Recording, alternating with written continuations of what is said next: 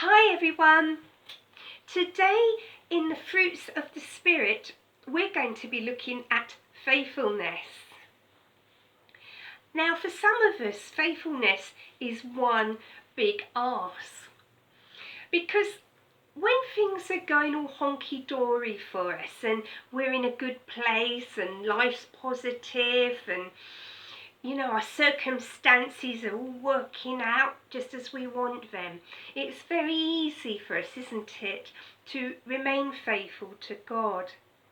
But what happens when life chucks a spanner in the works? What happens then? Well, we kind of blame God at times, don't we? And we lose a little bit of interest in Him.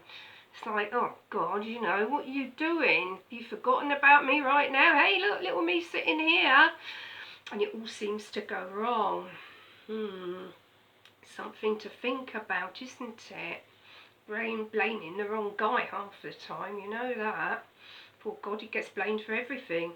When it's my girls, they blame me for everything as well. And I know how it feels, so I know how God feels, Anyway, that's something else. We drop God like a ton of bricks when things don't work the way we want them to work out. We blame Him for our troubles. And we act like spoilt brats half the time. Don't we? Know what I mean? I know what I mean. I can act like a spoilt brat sometimes. I think we all can.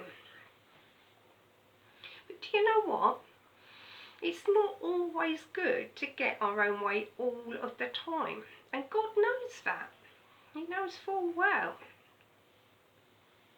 It's not always beneficial to us in the long run.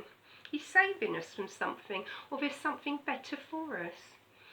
And it's the way we blame God every time someone dies because we love them. Well, sorry to burst the bubble, but we all die at some time, and it's not our decision to make when it's our time. It's God's. Who's to say He's not protecting us from something worse off down the road when He takes us to be with Him, if we accept Jesus Christ as our Saviour? How can we expect God to invest everything in us when we are only prepared to invest very little in Him? We are to remain faithful to God through the good times and the bad. Through thick and thin, we remain loving to Him all the time, not just when it suits. Do you know, Jesus understands you. He knows full well that faithfulness isn't always easy. So know that you're not alone. No, Jesus understands, and well, that's a really good thing. And you know why He understands? Because He's been tested on His faithfulness. More than once, I can tell you. Satan had a good try, didn't win. When God asked Jesus to die for us, do you think Jesus was happy about it? No, of course He wasn't. Why would He be? Would you be? But He didn't go and throw a pity party. He asked God if there was another way. He was hoping for a way out. But unfortunately for Jesus, there wasn't another way.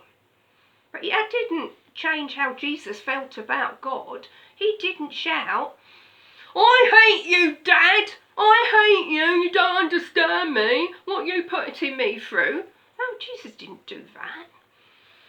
He was obedient to His dad, and He went to the cross for the unworthy people. You and I, we're all unworthy because we're all sinful. Jesus was without sin. Look what the sacrifice God made. He sacrificed His own Son. Now if that doesn't make you think, I don't think anything will. But if there'd been another way, God would have given it to Him. but unfortunately there wasn't. Faithfulness requires perseverance. It's not based on our feelings. It's not based on how others treat us. It's not even about doing the right thing now and again when we feel like it. Faithfulness is not a temporary thing. Faithfulness is seeing something through to the very end. It's sticking by someone despite what life may throw at us. It is obedience, loyalty, and perseverance all wrapped up together. We are to apply all these things to God at all times, okay? Not throw him out with the garbage when things aren't going the way we expect them to or want them to.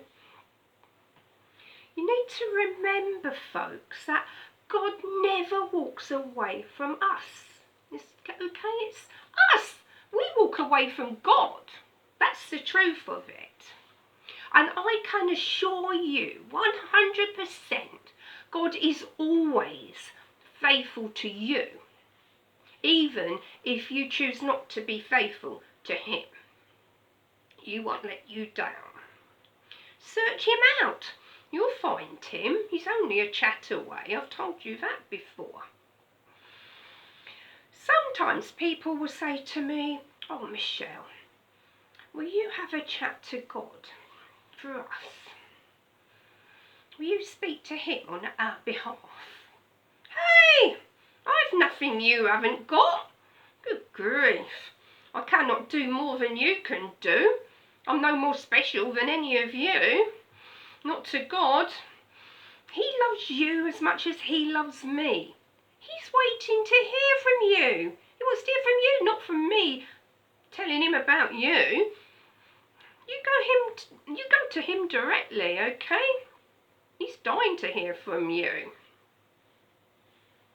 My mobile phone reception's no better or clearer than yours when it comes to chatting to God.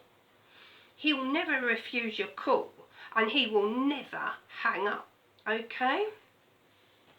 So I'm going to look at a few verses now, and I'm going to read to you, right, put my glasses straight as they're going to fall off as soon as I look down. 2 Timothy chapter 2 verses 11 to 13. 2 Timothy chapter 2 verses 11 to 13. This is a true saying. If we die with him, we will also live with him. Millie, bless her. If we endure hardship, we will reign with him. If we deny him, he will deny us.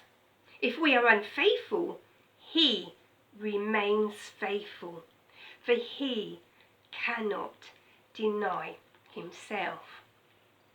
I love that. If we are unfaithful, he remains faithful. That one verse says it all. Goodbye.